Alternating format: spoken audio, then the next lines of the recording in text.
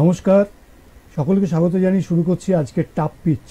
আপনারা জানেন যে আমরা বেশ কিছুদিন ধরে এক বিশেষ নির্বাচনী অনুষ্ঠান চালাচ্ছি, সেটা হচ্ছে টাপ পিচ নাম দিয়ে। আমাদের সঙ্গে বিভিন্ন রাজনৈতিক দলের নেতানেত্রীরা বসছেন, তারা তাদের মনের কথা জানাচ্ছেন, নির্বাচনকে কেন্দ্র করে তাদের যে প্রস্তুতি, তারা কতটা এগিয়েছেন, কিভাবে প্রচার করছেন, সেসব নিয়ে খুঁটিনাটি তারা তথ্য জানাচ্ছেন আপনাদের।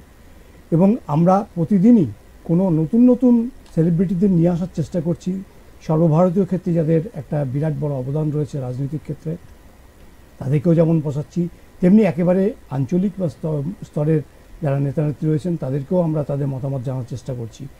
আজকের টাপ পিচে আমরা যাকে পেয়েছি, তিনি অত্যন্ত পরিচিত মুখ, আমাদের সিপিআইএম দলের তিনি 3 বারের সাংসদ, মাননীয় প্রাক্তন সাংসদ শমিক লাহিড়ী আমাদের সঙ্গে আছেন। শমিকদা, আপনাকে স্বাগত জানাই আমাদের এই টাপ পিচ অনুষ্ঠানে।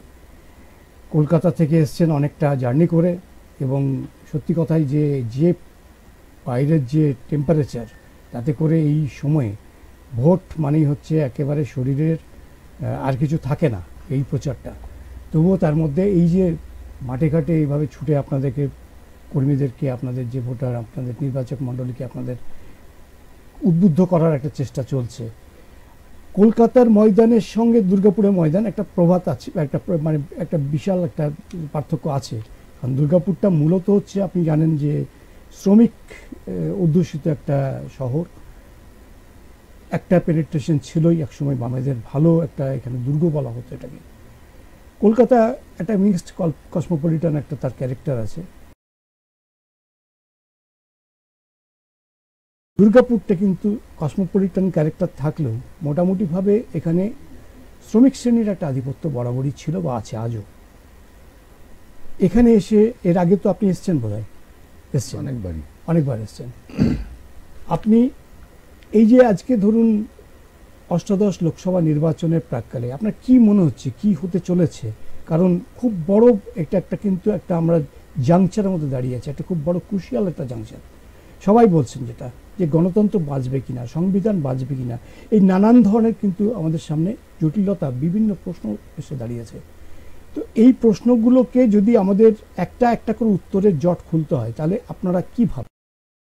যারা থাকবেই না, ভারতবর্ষের অস্তিত্বটা টিকেই আছে আমরা বহুত্ববাদকে মর্যাদা দিই বলে।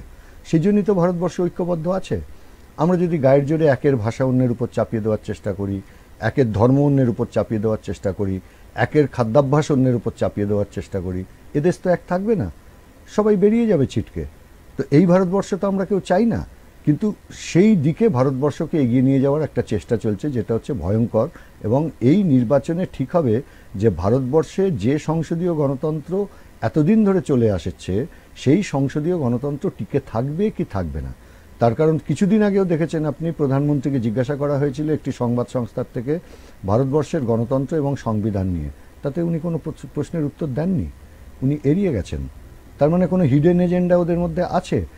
এবং হিডেন এজেন্ডাটাকে হিডেন না রেখে ভারতবর্ষের নির্বাচনী বিধিতে স্পষ্ট বলা আছে, আপনি কোনো ধর্মীয় বিষয় প্রচারে আনতে পারবেন না নির্বাচনে। অথচ খোলামেলা প্রধানমন্ত্রী এই নির্বাচনে রামের নামে ভোট দিন, রামনবমীর প্রচার করছেন, রাম মন্দিরের প্রচার করছেন, যা একেবারে বেআইনি। নির্বাচন কমিশনকে বারবার জানানো হচ্ছে, কিন্তু এই বেআইনি প্রচার চলছে। নির্বাচন কমিশনও যে ঠিক করা হলো, ভারতবর্ষের কার্যত সংবিধানকে পাল্টে ফেলে, যা ছিল প্রধানমন্ত্রী, বিরোধী দলনেতা এবং সুপ্রিম কোর্টের প্রধান বিচারপতি 3 জন মিলে ঠিক করবেন কে হবে বা কারা হবেন নির্বাচন কমিশনার, সেটা পাল্টে এখন করে ফেলা হলো প্রধানমন্ত্রী, তার মনোনীত মন্ত্রী, আর উল্টো দিকে শুধু একা বিরোধী দলনেতা। ফলে কার্যত ভারতবর্ষের গণতন্ত্রকে রক্ষা করবার প্রতিষ্ঠানগুলোকে একে একে শেষ করা হচ্ছে, পার্লামেন্টকে ধ্বংস করা হয়েছে, বিচার ব্যবস্থার উপর হস্তক্ষেপ প্রবলভাবে চলছে। এবং প্রতিদিন আপনি দেখছেন বিচার ব্যবস্থাকে কিভাবে হস্তগত করবার চেষ্টা চালাচ্ছে তারা। বিচার ব্যবস্থাকে দুভাবে, কখনো ধমকি দিয়ে, কখনো আবার উপঢৌকন দিয়ে। ফলে ভারতবর্ষের সামগ্রিক গণতান্ত্রিক ব্যবস্থাটার অস্তিত্বই আজকে প্রশ্নের মুখে এসে গেছে।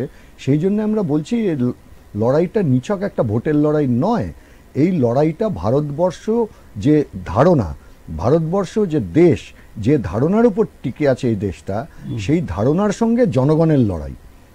একদিকে যারা ভারতবর্ষকে ধ্বংস করতে চাইছে, টুকরো করতে চাইছে, বিচ্ছিন্ন করতে চাইছে। আর একদিকে যারা ভারতবর্ষকে রক্ষা করতে চায়, ভারতবর্ষের গণতন্ত্রকে রক্ষা করতে চায়, সংবিধান, সংসদীয় গণতন্ত্র, বহুত্ববাদকে রক্ষা করতে চায়, তাদের লড়াই। সুমিতা, আপনি বললেন প্রধানমন্ত্রী নরেন্দ্র মোদী সাহেব তিনি স্পষ্টত কিছু বলেননি, কিন্তু তার দলের অন্যান্য যারা স্থানীয় নেতা বা যারা সাংসদ রয়েছেন, বিধায়করা, তারা কিন্তু স্পষ্টতই বলছেন যে আমরা এরপর ভারতটাকে হিন্দু রাষ্ট্র হিসেবে সেই দিকেই যাচ্ছি, আমরা হিন্দু রাষ্ট্র হিসেবে ঘোষণা করব। অর্থাৎ এই যে সংবিধানকে পাল্টে ফেলার যে একটা ব্যাপার, এবং সেটাও দেখলাম আমরা সিএএ, যেটা কখনোই ধর্ম নিয়ে, আমাদের যে ধর্মনিরপেক্ষ দেশ, ধর্মের যে মৌলিক যে জায়গাটা, সেখান থেকে সেটাকেই কিন্তু মেন ইস্যু করা হচ্ছে, সেটাকে কেন্দ্র করেই বলা হচ্ছে যে আপনার নাগরিকত্ব দেওয়া হবে শুধুমাত্র ধর্মের নিরিখে। ঠিকই বলেছেন আপনি। তো এটা তো একটা, তারা তো মানে প্রায় 75% বলেই দিয়েছে যে আমরা হিন্দু রাষ্ট্র করে ফেলছি। এখন হিন্দু রাষ্ট্র মানে কি? হিন্দুদের রাষ্ট্র না। হিন্দু রাষ্ট্র, মজার ব্যাপার হচ্ছে হিন্দুত্বের সঙ্গে হিন্দু ধর্মের কিন্তু কোনো সম্পর্ক নেই। ঠিক যেরকম ঘুরতে যাওয়ার প্রশ্নে খাটের তলা আর আগরতলার যতটা তফাৎ, এখানে হিন্দুত্ব আর হিন্দু ধর্মের মধ্যে তফাৎ ততটাই। হিন্দু ধর্মের ইতিহাস 5000 বছরের পুরনো ইতিহাস। সে শুরু হয়েছিল বৈদিক সভ্যতায়। সেই বৈদিক সভ্যতার কি কোনো অস্তিত্ব আজকের দিনে আছে? নানান শাখা প্রশাখা তৈরি হয়েছে। হিন্দু ধর্ম ভেঙে বৌদ্ধ ধর্ম তৈরি হয়েছে, তা আবার দুভাগে ভেঙেছে। বৈদিক ধর্মের বিরুদ্ধে বিদ্রোহ করে জৈন ধর্ম তৈরি করেছে, তা আবার 2-3 ভাগে ভেঙেছে। আবার হিন্দু রিভাইভালিজম এসছে শঙ্করাচার্যের সময়, নবরূপে আমরা হিন্দু ধর্মকে দেখেছি। ফলে হিন্দু ধর্ম একটা 5000 বছর ধরে একটা নদী বয়ে চলেছে। যে পলিমাটি নিয়ে শুরু করেছিল সেই পলিমাটির কোনো অস্তিত্ব নেই। আর হিন্দুত্বের ধারণাটা হচ্ছে মাত্র 100 বছরের ধারণা। সাভারকার, যিনি এই ধারণাটা প্রথম নিয়ে এসেছিলেন, তার স্পষ্ট কথা ছিল হিন্দুত্ব কোনো ধর্ম নয়, হিন্দুত্ব হচ্ছে ক্ষমতা দখলের একটা প্রকল্প। ফলে এর সঙ্গে হিন্দু ধর্মের কোনো সম্পর্ক নেই, এটা প্রথম পরিষ্কার আমাদের হওয়া উচিত। জীবন কৌশল বলছে তারা, জীবন কৌশলও নয়, তাদের বক্তব্য হচ্ছে এটা হচ্ছে একটা সংস্কৃতি, এটা একটা জাতি। এবং তারা ইউরোপের একজনের কথা তুলে প্রথম, গোলওয়ালকারও দেখবেন বলেছেন যে ভারতবর্ষ একটা জাতি, ভারতবর্ষ একটা জাতি না, ভারতবর্ষ অনেকগুলো জাতির সম্মেলন। জাতি মানে কি? একটা রাষ্ট্রের মধ্যে অনেকগুলো জাতি থাকতে পারে, আবার একটা জাতি মিলেও একটা রাষ্ট্র করতে পারে। ভারতবর্ষে এমন রাষ্ট্র যেখানে অনেকগুলো জাতির অস্তিত্ব আছে। ফলে ওয়ান নেশন কোনোদিন এখানে হবে না। আমাদের যখন দেশ স্বাধীন হলো তখন তো অনেক রকম শাসন ব্যবস্থা ছিল। একটা ছিল সরাসরি ইংরেজরা শাসন করতো, যেমন ধরুন এখানেও। আবার আরেক দল ছিল যেটা নবাব অথবা রাজা অথবা জায়গিরদার অথবা সম্রাট, এরা কেউ চালাতেন। এরা কেবল খাজনা দিতেন ব্রিটিশকে, কিন্তু শাসন ব্যবস্থা ছিল তাদের। এদেরকে বলা হতো প্রিন্সলি স্টেট বা করদ রাজ্য। যখন প্রশ্ন আসলো দেশ ভাগ হবে, দুঃখের কথা, যে কোন দিকে যাবে, পাকিস্তান, ভারত নাকি স্বাধীন, তাতে 750-র মধ্যে 18-22টা মাত্র পাকিস্তানের দিকে গেছিল, সবাই ভারতবর্ষে এসছিল। ছিল নাকি সিকিম আমাদের সঙ্গে সর্বশেষ যে এসছে? আবার জম্মু কাশ্মীর আমাদের সঙ্গে ছিল, হায়দ্রাবাদ আমাদের সঙ্গে ছিল, আরে পশ্চিমবাংলার কোচবিহার আমাদের সঙ্গে ছিল। তারা এসছিল কেন? কোনোটাই ছিল না। কেন এসছিল? একটাই কারণে, তাদের প্রত্যেকের বক্তব্য ছিল ভারতবর্ষে গেলে আমার ধর্মীয় বিশ্বাসে কেউ হস্তক্ষেপ করবে না, আমার খাদ্যাভ্যাসে কেউ হস্তক্ষেপ করবে না, আমার অধিকারে কেউ হস্তক্ষেপ করবে না, একটা গণতান্ত্রিক কাঠামোর মধ্যে আমি যেতে চাই, যেটাই হচ্ছে আধুনিক পৃথিবীর দর্শন। আর এরা নিয়ে যেতে চাইছে আজ থেকে 5000 বছর আগের দর্শনে। ধর্মের ভিত্তিতে দেশ করলে লাভ হয়? পাশের দেশ তো পাকিস্তান ধর্মের ভিত্তিতে দেশ করেছে, চেহারা দেখছেন না? দারিদ্র কোথায় চলে গেছে, বেকারত্ব কোথায় চলে গেছে, মানুষ মানুষকে খুন করছে। কোন ধর্ম?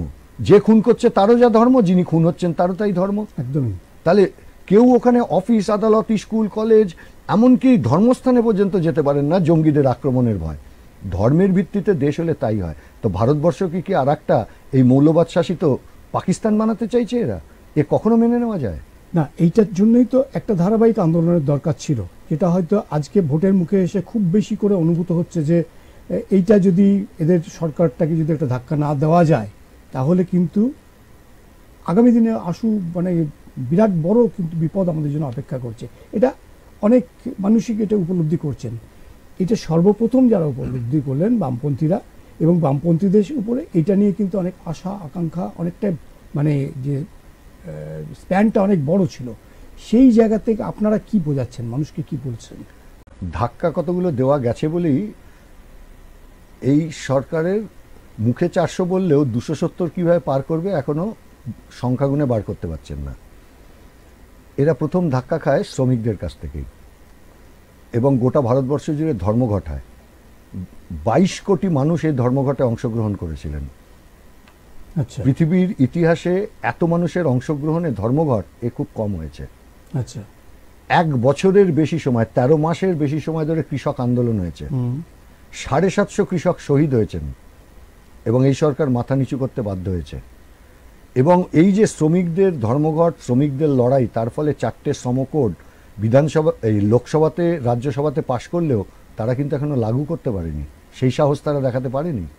ফলে এই সরকারকে অনেকগুলো ধাক্কা দেওয়া গেছে। এই সরকার মনে করেছে আমি জেলে ভরে দিলেই বোধহয়, অথবা গুলি চালিয়ে দিলেই আমি সমস্ত আন্দোলনকে স্তব্ধ করতে পারবো, অথবা শ্রমিককে ছাঁটাই করলেই স্তব্ধ করে দিতে পারবো, অথবা পুলিশ মিলিটারি লেলিয়ে দিলেই কৃষক আন্দোলন স্তব্ধ করতে পারবো। কিন্তু সেটা পারেনি, এবং পারেনি বলেই তারা এতটা পিছিয়েছে। তা নইলে এতদিনে আরও অনেক দূর তারা এগিয়ে যেতে পারত। আমরা এই জন্যে বলেছিলাম যে লড়াইটা বামপন্থীদের সঙ্গে, এই তথাকথিত মৌলবাদীদের নয়, লড়াইটা গোটা ভারতবর্ষের মানুষের সঙ্গে আসলে মৌলবাদীদের।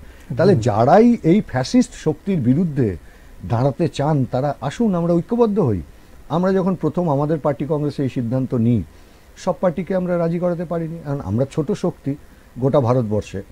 কিন্তু আমাদের একটা সুবিধা হচ্ছে, আমরা একমাত্র ধারাবাহিকভাবে সাম্প্রদায়িক শক্তির সঙ্গে কোনোদিন আপোষ করিনি, লড়াই করেছি।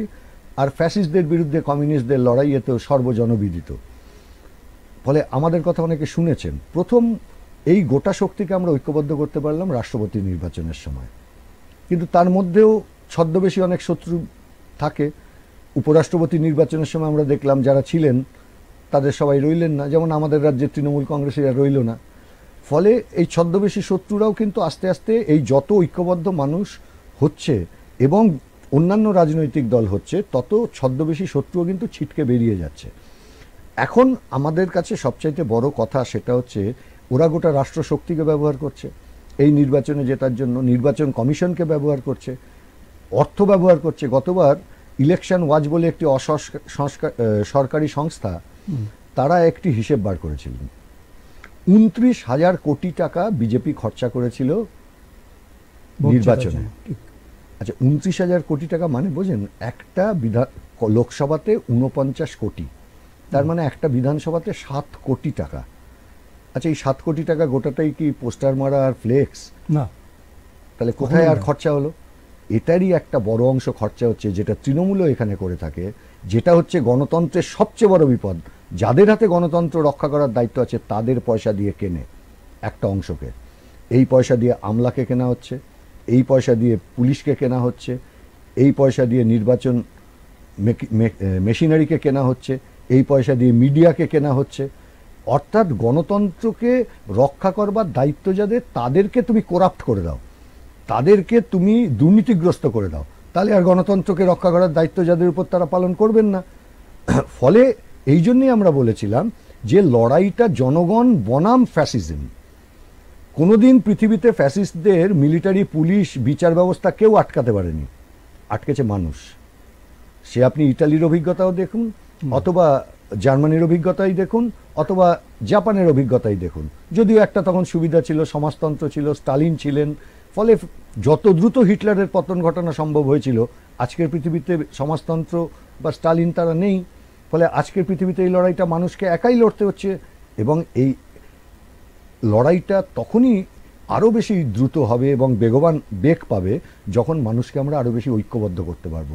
ওরা চাইবে গরিব মানুষের মধ্যে বিভেদ, যাতে মানুষ ঐক্যবদ্ধ হয়ে ফ্যাসিস্টদের বিরুদ্ধে না দাঁড়াতে পারে, আর আমরা চাইব মানুষকে ঐক্যবদ্ধ করে ফ্যাসিস্টদের বিরুদ্ধে দাঁড় করানো।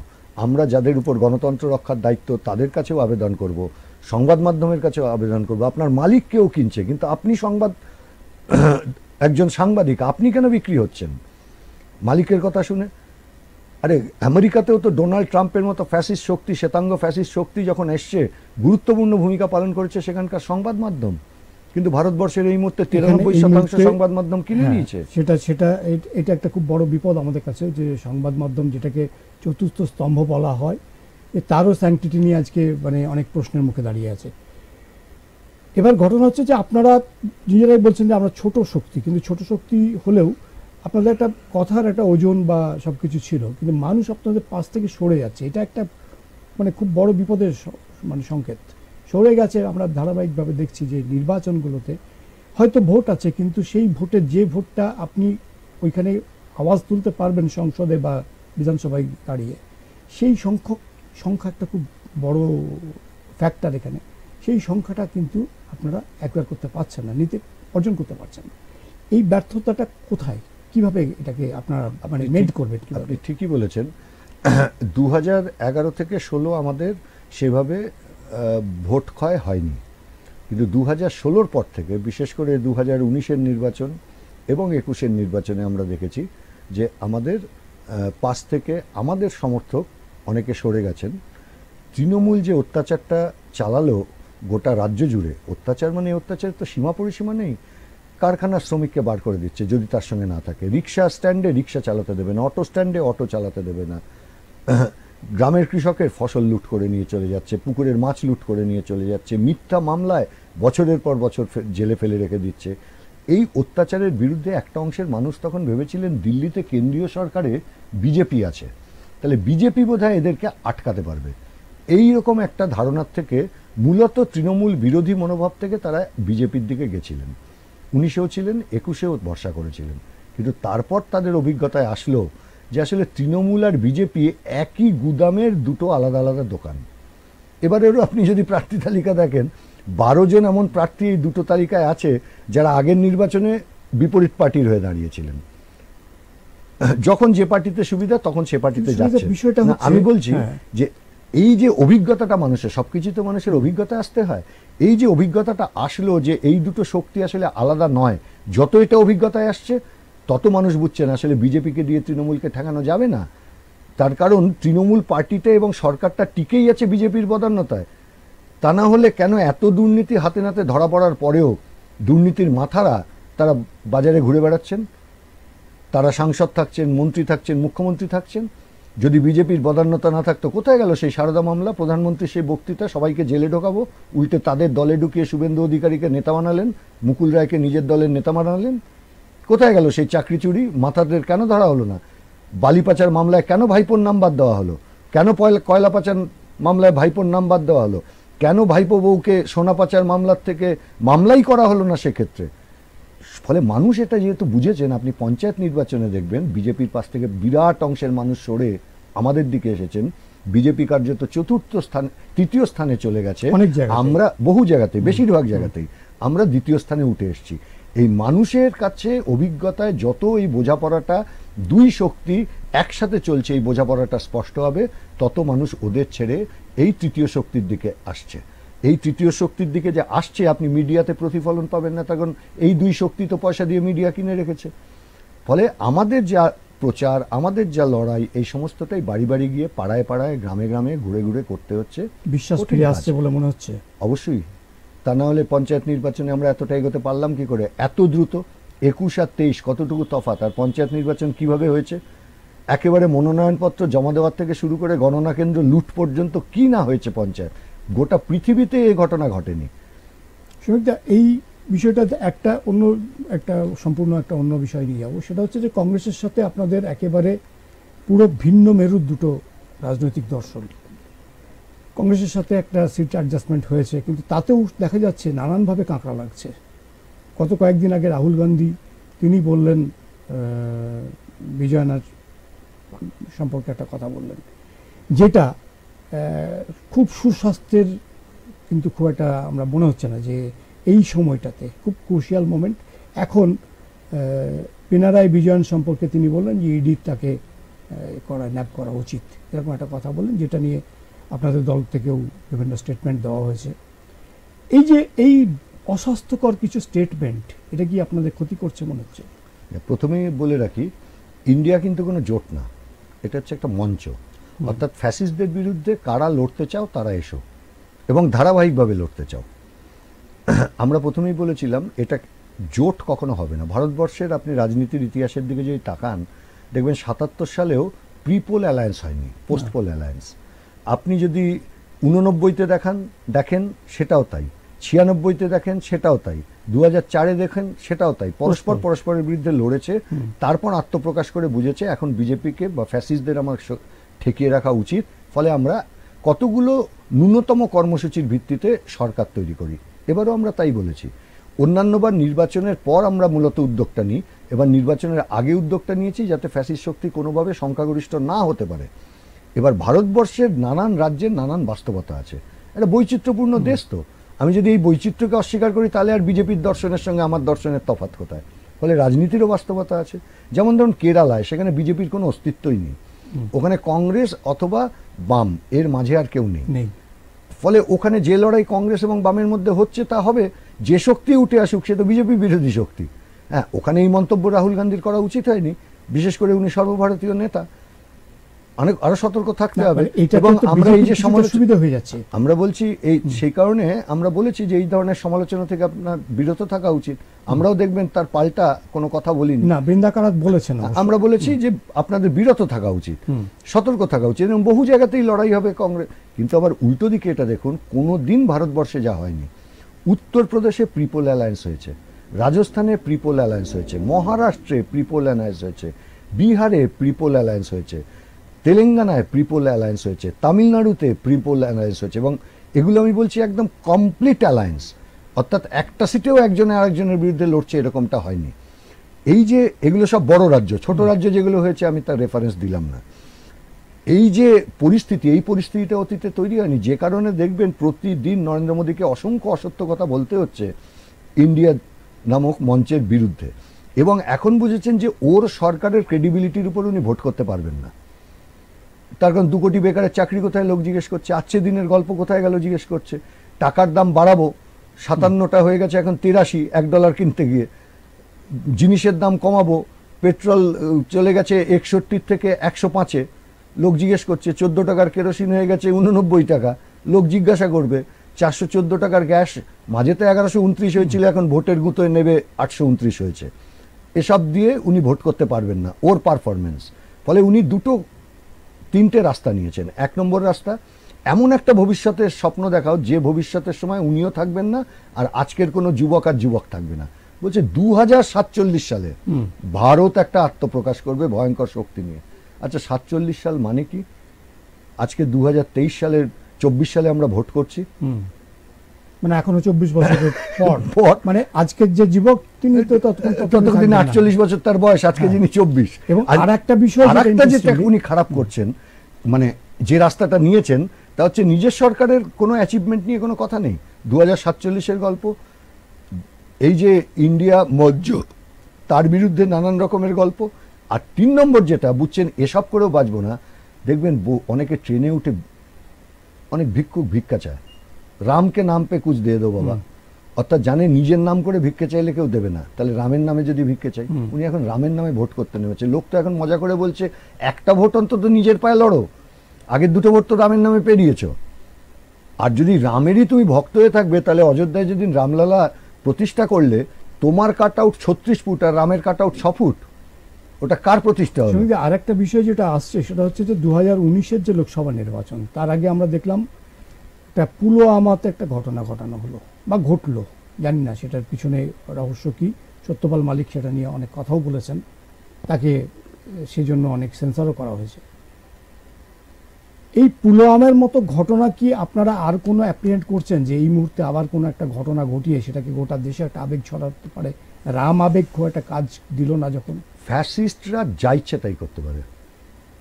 হিটলার রাইখস্ট্যাগ পুড়িয়েছিল, আপনার মনে থাকবে, অর্থাৎ ওদের দেশের পার্লামেন্ট। এই যে পুলওয়ামা নিয়ে এত, তো গত নির্বাচন কার্যত তো ওকে পার করে দিল পুলওয়ামা। আচ্ছা আজ পর্যন্ত তার তদন্ত রিপোর্ট বেরিয়েছে না? কেন না? তাহলে কারা করলো? আজ পর্যন্ত 5 বছর যা নিয়ে তুমি ভোটে জিতে আসলে, অর্থাৎ কার্যত তো তুমি শহীদ সৈনিকদের নিয়ে তুমি রাজনীতি করেছো। একদমই তাই। এবং তুমি ওই যে মজার ব্যাপার, আমরা নাকি সার্জিক্যাল স্ট্রাইক করে পাকিস্তানের ভেতর ঢুকেছি, এমন শায়েস্তা করেছি যে ওর একটাও পাইলট ধরা পড়লো না, আমার পাইলট ওদের দেশে গিয়ে ধরা পড়লো। তাহলে কিরম সার্জিক্যাল স্ট্রাইক আমরা করেছি। এখন দেখুন, ভক্ত হলে কোনো অসুবিধার কিছু নেই। রাম ভক্ত কেউ হবেন, কেউ আল্লাহ ভক্ত হবেন, কেউ খ্রিস্ট ভক্ত হবে, কিন্তু কেউ যদি অন্ধভক্ত হয় খুব মুশকিল। অন্ধভক্ত তৈরি করা হচ্ছে। কিভাবে তৈরি করা হচ্ছে? যেমন উনি চা বিক্রি করেছেন, আপনি কোনোদিন দেখেছেন? না। ভারতবর্ষের কেউ কোনোদিন দেখেছেন? দেখেননি। আচ্ছা, উনি দেশ বিক্রি করছেন, সবাই দেখছে, সেটা কিছু বিশ্বাস বলছে না। করছে না, কিন্তু চা বিক্রি করতে কেউ দেখেনি সেটা বিশ্বাস করছে। আমরা বলছি এই অন্ধ ভক্তিটা বন্ধ করুন, যুক্তি দিয়ে ভাবুন। যুক্তি দিয়ে যদি ভাবতে হয়, এই ভারতবর্ষকে কিছুতেই ঐক্যবদ্ধ আমরা রাখতে পারবো না এই শক্তি আসলে। আর সবচেয়ে বড় বিপদ যেটা, নিশ্চয়ই আপনি সেই প্রশ্নে আসবেন, তা হচ্ছে ভারতবর্ষের অর্থনীতি এবং সম্পদ যেভাবে লুট হচ্ছে। এই যে ভারতের একটা ফাঁপিয়ে দেখানো হচ্ছে যে আমরা নাকি এখন পঞ্চম শক্তি অর্থনীতিতে, এটা বিভিন্ন ইকোনমিস্ট বলছেন যে না, এটা একদম সর্বৈব মিথ্যা একটা তথ্য, বিভিন্নভাবে বিভিন্ন ফোরামে খাওয়ানোর চেষ্টা হচ্ছে। তো এটা নিয়েও কিন্তু আমরা দেখছি না যে ঠিক এইটাকে কন্ডেম করে কেউ কিছু বলছে।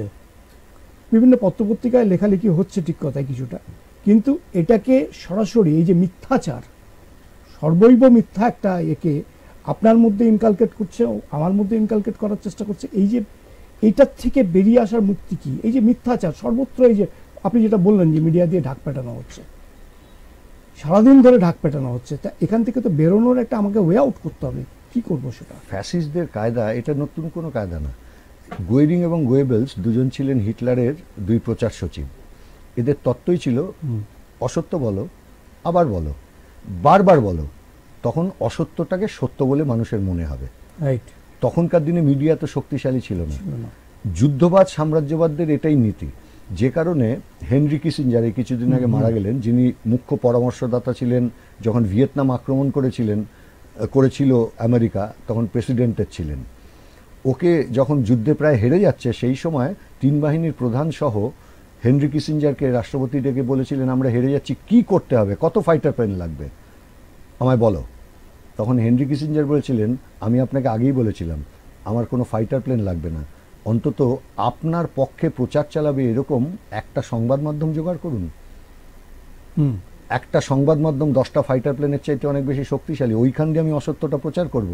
সেটা করতে পারেনি বলে আমেরিকার ভেতর থেকে ভিয়েতনাম যুদ্ধের বিরুদ্ধে এত মানুষ রাস্তায় নেমেছিলেন, এমনকি মোহাম্মদ আলীর মতো মানুষ, তিনি পর্যন্ত নিজের অলিম্পিক পদক ছুঁড়ে ফেলে দিয়েছিলেন প্রতিবাদে।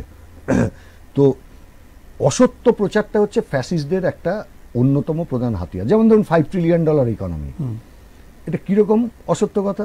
যেমন ধরুন আমাদের দেশে ইন্ডাস্ট্রিয়াল প্রোডাকশন গ্রোথ রেট 2%-এর তলায়, এগ্রিকালচার একই চেহারা, পরিষেবা ক্ষেত্র একই চেহারা। কারণ কি? বাজারে জিনিস বিক্রি হচ্ছে না। কেন বিক্রি হচ্ছে না? মানুষের কাজ নেই, মজুরি নেই, তাহলে কিনবে কে? এবার উনি বলছেন না আমার জিডিপি বাড়ছে। কিভাবে বলছেন? অসত্য কথাটা কীরকম? যেমন ধরুন একটা কি হয়, শিল্পে যা তৈরি হচ্ছে, কৃষিতে যা তৈরি হচ্ছে, পরিষেবায় যা তৈরি হচ্ছে, সব যোগ করে জিডিপি। আমি সহজ কথায় বললাম, এর মধ্যে আরও অনেকগুলো ব্যাপার আছে। আচ্ছা, এবার এর একটা আবার মূল্যমান হয়, অর্থাৎ আমি কত টাকার জিনিস তৈরি হলো।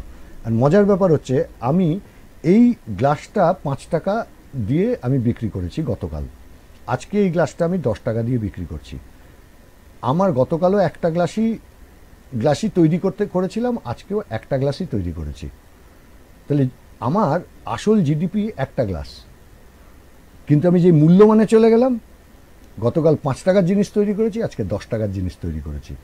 তাহলে উৎপাদন কমিয়েও মূল্যমানের নিরিখে জিডিপি দেখানো, এটা হচ্ছে অসততামি, অর্থাৎ এক চূড়ান্ত মিথ্যাচার।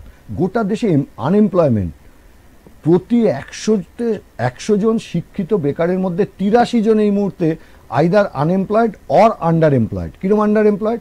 এমএসসি পাস, জোম্যাটোর কাজ করছে, এমএসসি পাস, এমএ পাস, উত্তরপ্রদেশের ডোমের জন্য চাকরির জন্য অ্যাপ্লাই করছে। এরকম একটা ডিসমাল ফিচার কিন্তু আমাদের এই রাজ্যেও আছে। একটা কেন, আমি হাজার হাজার। সেদিনকে একটা বিজ্ঞাপন বেরিয়েছে, ভাবতে পারা যায় যে একটি বিএড কলেজে অধ্যাপক নিয়োগের বিজ্ঞাপন, দৈনিক 100 টাকার বিনিময়, এবং তাতে অ্যাপ্লিকেশন জমা পড়ছে। এটাকে বলে আন্ডার এমপ্লয়মেন্ট। অর্থাৎ আমাদের দেশে প্রতি 100 জনের 83 জন এই মুহূর্তে either unemployed or under employed. তো ভয়াবহ অর্থনীতি, জিনিসের দাম আকাশ ছোঁয়া। একসময় মমতা বন্দ্যোপাধ্যায় মিছিল করেছিলেন না, বেশি দিন আগে না, 10-12 বছর আগে, চালের দাম 13 টাকা, খাবো কি বুদ্ধভট্টার জবাব দাও। 10 বছরের মধ্যে তো সেটাকে 60 টাকায় নিয়ে চলে গেলেন। কিন্তু কৃষকের ধানের দাম কি বেড়েছে 4.5 গুণ কি 5 গুণ? তা তো বাড়েনি। সেটা তো বেড়েছে 1.5 গুণ। তাহলে বাকি পয়সা গেল কোথায়? ফোরে দালাল। আমাদের রাজ্যে শিবু শাহজাহান লুটছে, মমতা ব্যানার্জি রক্ষাকর্তা, গোটা দেশ আদানি আম্বানি লুটছে, নরেন্দ্র মোদী রক্ষাকর্তা। ওই জন্যই আদানি আম্বানি পয়সা খরচা করে নরেন্দ্র মোদীকে প্রধানমন্ত্রী বানায়, ওই জন্যই শিবু শাহজাহানের পয়সায় এখানে পিসি ভাইপো রাজত্ব চালায়। ইলেকট্রাল বন্ড একটা খুব বড় স্ক্যাম, যেটা আমরা বলছি না, যেটা হচ্ছে নির্মলা সীতারামনের স্বামী পরকলা প্রভাকর, তিনি বলছেন যে বিশ্বের মধ্যে বৃহত্তম একটা স্ক্যাম যদি বলা হয় সেটা হচ্ছে এই ইলেকট্রাল বন্ড। এটা নিয়ে আপনারাও পথে নেমেছেন, আপনাদের জন্যই মেনলি সুপ্রিম কোর্ট অব্দি গেছে এটা। এই বিষয়টা নিয়ে আপনার কি মনে হয় যে এটাকে মানে আপনারা ট্রান্সলেট করতে পারবেন ভোটের এতে? দেখুন, দুর্নীতি আমরা বলছি তো, বালিটা চুরি হচ্ছে আপনি দেখতে পাচ্ছেন, কয়লাটা চুরি হচ্ছে আপনি দেখতে পাচ্ছেন, যার ফলে এরা চোর বলে প্রতিপন্ন হয়েছে। আগে যখন আমরা বলেছিলাম চাকরি চুরি হচ্ছে তখন কেউ বিশ্বাস করেছিলেন? যেদিনকে পার্থ চ্যাটার্জির বাড়ি থেকে কোটি কোটি টাকা উঠলো সেদিনকে সবাই বিশ্বাস করলো না। সিপিআইএম এর কথা এতদিন শুনিনি, কিন্তু এটা সত্য। ইলেকটোরাল বন্ড, আপনাকে 3-4টে উদাহরণ দিই।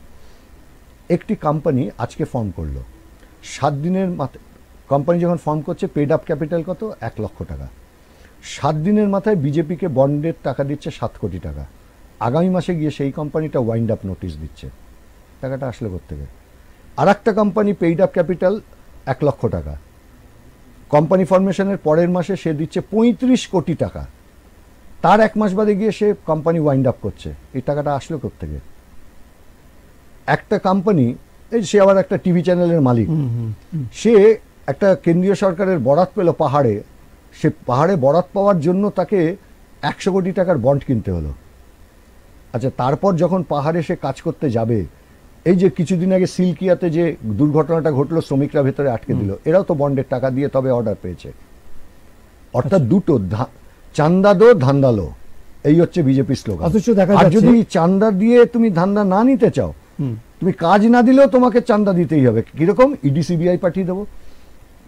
আপনি স্পুরিয়াস ড্রাগ, মানে হচ্ছে জাল ওষুধ বিক্রি করবার জন্য মহারাষ্ট্রে সেখানকার ফুড অ্যান্ড ড্রাগ ল্যাবরেটরি তাদের নোটিশ দিল, কোম্পানি বন্ধ রাখার নোটিশ দিল।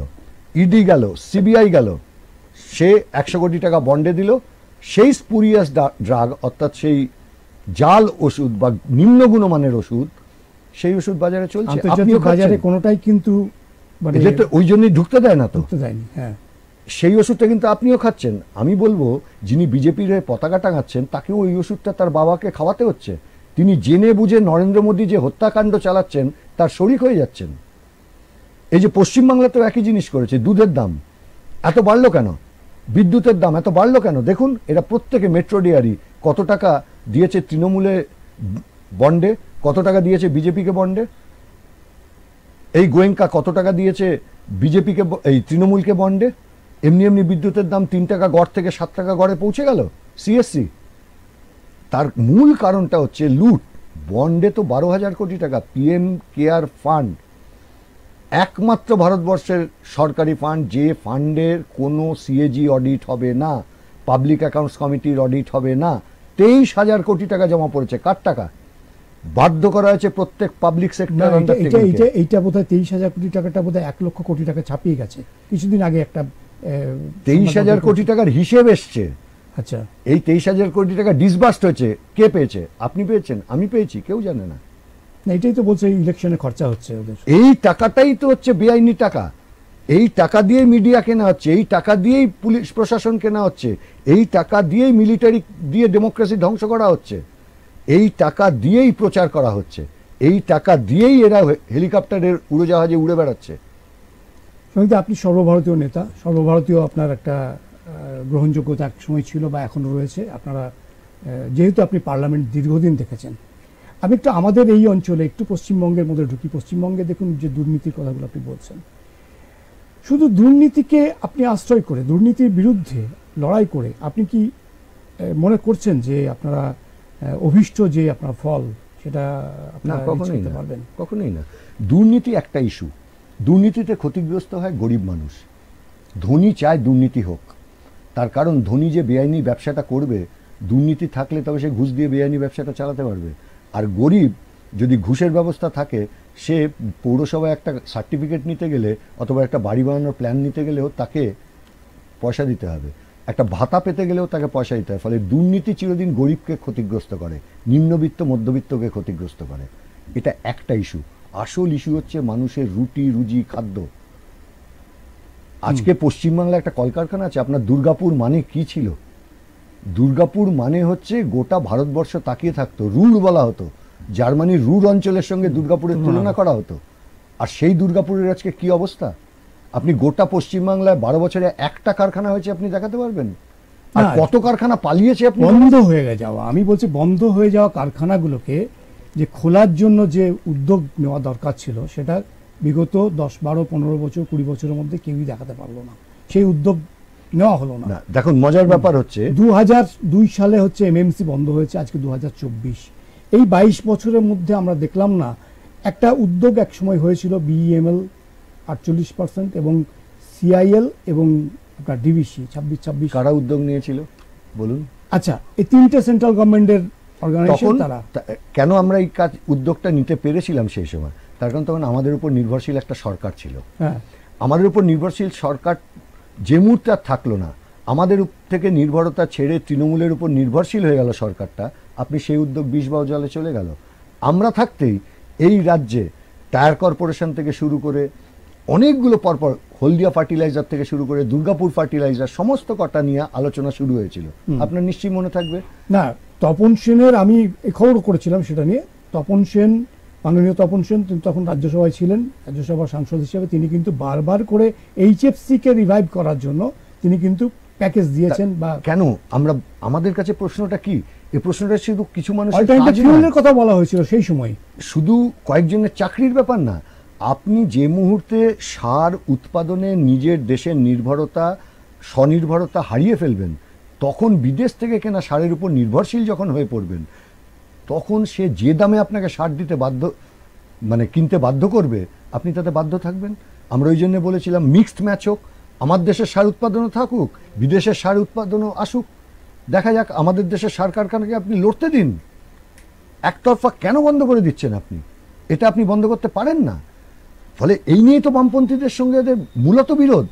ম্যানিফেস্টেশন হলো অন্য একটা ঘটনায়, কিন্তু মূল বিরোধ আমাদের সঙ্গে রুটি রুজি, আমাদের সঙ্গে মূল বিরোধ দেশের স্বনির্ভরতা, আমাদের সঙ্গে মূল বিরোধ দেশের কৃষক, যে কৃষি ঋণ তুমি মকুব করবে না। আর এই গভর্নমেন্ট 16,000 কোটি টাকার ঋণ মকুব করেছে শুধুমাত্র 1,000 একেবারে উপরের তলায় বসে থাকা ধনী মানুষের। আর আমার দেশের 77% মানুষ কৃষক, তাদের তুমি কৃষি ঋণ মকুব করতে পারো না। ডক্টর সুকৃতি ঘোষাল, আপনাদের এই দুর্গাপুর বর্ধমান যে আসন, সেখানে তিনি দাঁড়িয়েছেন এবং আমরা দেখলাম জাহানারা খানকে আপনারা এবারে ওখানে মনোনীত করেছেন আসানসোলে। এই দুটো সিটের ব্যাপারে আপনাদের মানে কি মনে হচ্ছে যে এই দুটো সিট আপনারা রিগেন করতে পারবেন? মানুষ তো এই সিটের অন্যান্য প্রার্থীদেরও দেখছেন, আর আমাদের প্রার্থীদেরও দেখছেন। ডক্টর সুকৃতি ঘোষালের চাইতে যোগ্য প্রার্থী এখানে আর কেউ দাঁড়িয়েছেন? বাকি দুজনের মুখের যা ভাষা, এ তো লিখে দেওয়া উচিত নির্বাচনী প্রচার বিজেপি বা তৃণমূলে শুনবেন না যদি 21 বছরের তলায় আপনার বয়স হয়। তৃণমূল এবং বিজেপি যৌথভাবেই যে কথাটা বলছে, বিভিন্ন ফোরামে তারা গিয়ে বলছেন যে বামেদের যে অসংখ্য দুর্নীতি ছিল বা অসংখ্য তারা গণহত্যা করেছে, কিছুই করেনি 34 বছর ধরে, সেইটার জন্য তাদেরকে এখন আগামী 100 বছর তাদেরকে আর কেউ আনবে না, সাধারণ মানুষ। 12 বছর ধরে তো সরকার চালাচ্ছে, একজন প্রাক্তন মন্ত্রী, একজন প্রাক্তন সাংসদ, একজন প্রাক্তন এমএলএ-কে কোনো দুর্নীতির মামলা বা অন্য কোনো মামলায় জেলে ভরতে পেরেছে না? তারা বলছে যে চিরকুটে চাকরি হয়েছে, কিন্তু আপনারা কোনো ইয়ে রাখেননি। তো একটা মামলা, উনি তো 50টার বেশি কমিশন করলেন, 5 কোটি টাকার বেশি খরচা করলেন। আপনারা সমস্ত কিছু যা যা প্রমাণগুলোকে, উনি তো এতগুলো ফাইল নিয়ে এসেছিলেন, এই ফাইলের মধ্যে সব দুর্নীতি আছে, আমি প্রকাশ করে সব কটাকে জেলে ঢোকাবো। কোথায় গেল ফাইলগুলো? নিজের ফাইল হারালেন। অসত্য কথারও তো একটা সীমা পরিসীমা থাকা উচিত। এদের যে অসত্য বলে, আগে ছিল তিল থেকে তাল, এখন তিলহীন তাল। ফলে এদের অসত্য মানুষের কাছে এখন স্পষ্ট। দুর্নীতি মানে কালীঘাটের মাথা ছাপিয়ে, টালির চাল ছাপিয়ে চলে গেছে দুর্নীতি। একটা ছেলে কিছু করে না, সেই ছেলেটা কি করে হাজার হাজার কোটি টাকার মালিক হলো? না, আমি তো এই শুধু মুখ্যমন্ত্রীর ভাইপো? এই ছবিটা আপনার এই অঞ্চলের যারা নেতা নেত্রী আছেন তারা কিন্তু জানেন যে দুর্গাপুরে একদম বেকার ছেলে মেয়ে, তারা কাউন্সিলর হয়েছেন, 5 বছর 7 বছর কাউন্সিলর ছিলেন, তারা আজকে যে বৈভবময় তাদের জীবনযাত্রা, সেটাকে কোনোভাবেই কখনো মনে হয় না যে তারা বক্রপথে রোজগার করেননি, বক্রপথে এই আয়টা হয়নি, এটা মনে হয় না। তো এইটা নিয়েও কিন্তু আপনাদের সেই সাবস্টেন্সিয়াল যে পথে নেমে যে রাজনীতিটা করা, সেটা কিন্তু আমরা দেখতে পাচ্ছি না। আপনি বলতে পারেন যে আমাদের যে আন্দোলনের তীব্রতা, সেই আন্দোলনে যতটা তীব্র করা উচিত ছিল সবসময় সব জায়গায় আমরা পারিনি। একদম। কিন্তু গত 2 বছর ধরে দেখবেন পরিস্থিতির আমূল পরিবর্তন ঘটেছে। এই যে চোর ধরো জেল বড় স্লোগান তুলে আমরা গোটা পশ্চিমবাংলা জুড়ে যা আওয়াজ তুললাম, তার ফলে কিন্তু আজকে ইডি সিবিআই তো মাথাদের ধরতে চায় না, তার কারণ মোদি বলে দিয়েছে মাথাদের ধরা যাবে না, সেই জন্যই তো ওরা মাথা ধরেনি। লাস্ট একটা প্রশ্ন শুনুন, আমাদের চোর ধরো জেল ভরো এই আন্দোলনের জেরেই কিন্তু যেটুকু চোর জেলে গেছে, এখনো আসল চোর দিল্লির চোরকে আমরা জেলে ঢোকাতে পারিনি, সেই আন্দোলনও কিন্তু আমরা শুরু করেছি। এই ভোটে, এই নির্বাচনে লক্ষ্মীর ভান্ডার সহ যে এই স্বাস্থ্যসাথী বা এই অন্যান্য যে প্রকল্পগুলো আছে রাজ্য সরকারের, এইগুলো আপনাদেরকে কতটা সুবিধা দেবে, কতটা বেকায়দায় আরে এর চাইতে অনেক বেশি অনুদানমূলক প্রকল্প তো আমাদের সময় ছিল। আমরা একই সঙ্গে অনুদান দিয়েছি, একই সঙ্গে সেই মহিলাকে স্বনির্ভর করবার জন্য স্বনির্ভর গোষ্ঠী করেছি, অর্থাৎ বাড়িতে গিয়ে তাকে বেকার সন্তানকে দেখতে হয়নি।